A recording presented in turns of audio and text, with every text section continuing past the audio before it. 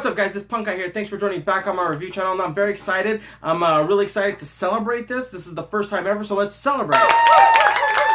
Alright, the point being is we're celebrating this album review because this review comes out a week before the actual album comes out. They actually sent it to everyone early, so I'm very excited about that. So let's get right into the review.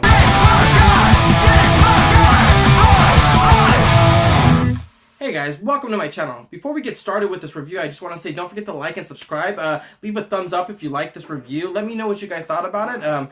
But right now, let's get right into Death by Stereo's new full-length album, We're All Dying Just in Time. Here it is. Here's their 7th full-length album released on Indecision Records. Here's the back.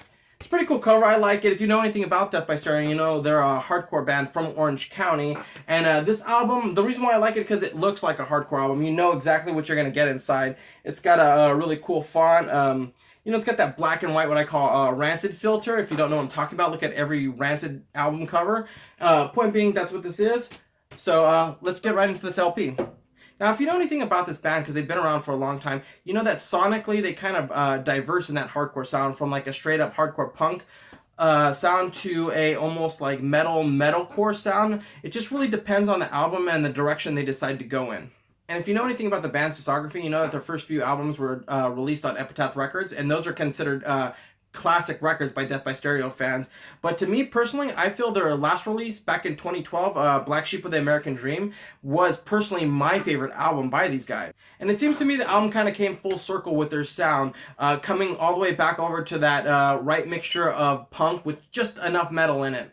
And with this album, We're All Dying Just in Time, is just kind of a follow-up to that last album in 2012. Death by Stereo has always had a political narrative when it comes to their lyrics, but they've also leaned a lot on social commentary as well, talking about a lot of personal issues and stuff like that. But I feel that this album, more than any album, I could be wrong, just is a little more heavily politically driven. And in today's climate of 2020, it really is no surprise. I would like to know actually when they started to write this album, because I feel that it's pretty relevant, and not just I mean like relevant as the scope of things, but I mean like relevant to like the last couple of months of everything that's been happening with our world. You're also like any other Death by Stereo album gonna get some phenomenal guitar work, just top-notch guitar stuff done by the infamous Dan by Stereo, or Dan Palmer. If you guys haven't seen this guy play, you guys should really watch him play. He's just an amazing person to watch, just some crazy cool stuff. Probably one of my favorite guitar players of all time.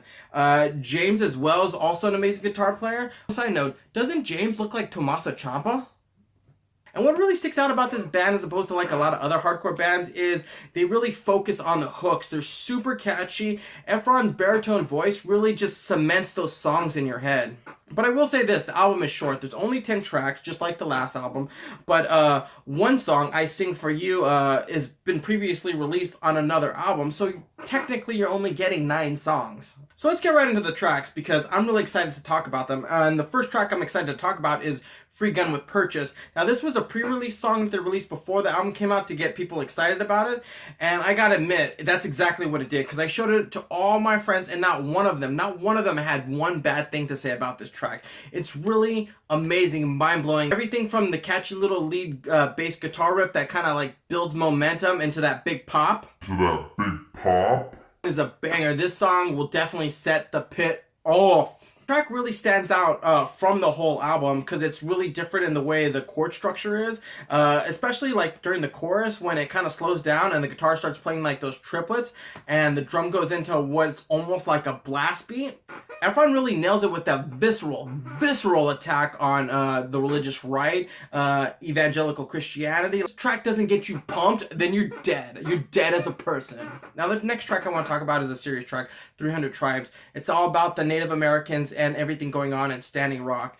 And when I first heard it, it really did give me chills. It was so powerful and moving and touching, and I'm so glad that they took the time to write this song because, you know, they aren't getting any media coverage about what's going on, and any type of awareness can help people, you know what's going on in there and maybe put some more eyes on it. So Death by Stereo, round of applause for you. Thank you guys for writing a song like this, touching me. It was really an important track, and I'm glad you guys wrote it, so thanks again. The track I want to talk about before we close out this album review is the closing album off this album, which is, I know it's a handful, We Sing They Lie. It's probably the most unique Death by Stereo song I think I've heard. It's kind of got that like apocalyptic feeling. It uses the gimmick of having children sing to make things sound haunting and dark. The idea of this, and not the song, also kind of reminds me of something similar to NoFX's Generation Z, having the kids sing. It definitely gives off that creepy, eerie feeling, like masterfully, giving off that dark dimension to it.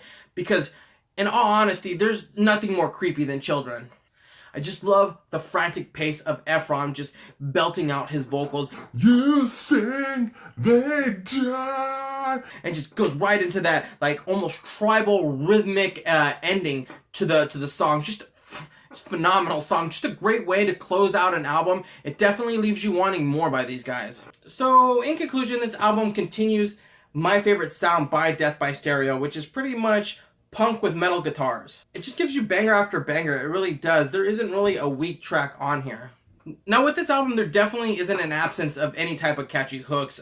Every song is going to grab you maybe the second or third time before you start singing along to it. Although I will say there is a little bit of a shortage with guitar leads on this, especially with a band that's so heavily driven with guitars and all the crazy shit that they usually do. I feel this album is kind of weak with that kind of stuff. Although maybe it's just me. Maybe that's just my opinion, but I just feel that it's kind of missing a lot of that.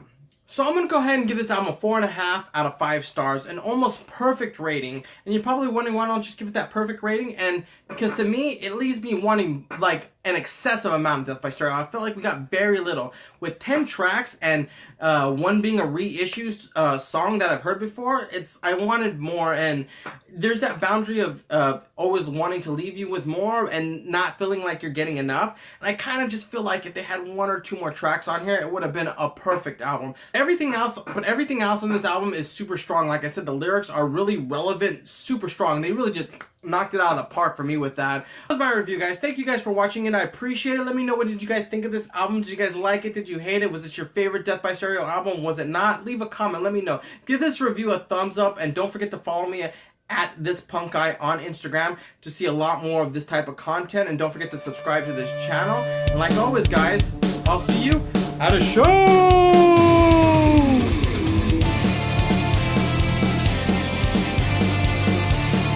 First off, I want to say thank you to Indecision Records and Death by Stereo for dropping off that record almost a month in advance before it actually came out. Give me a lot of time to do a thorough review on it, and I really do appreciate it. Let me know what you guys thought about this album, and don't forget to watch another one of my video reviews I got. Click the link, and I'll see you guys next time.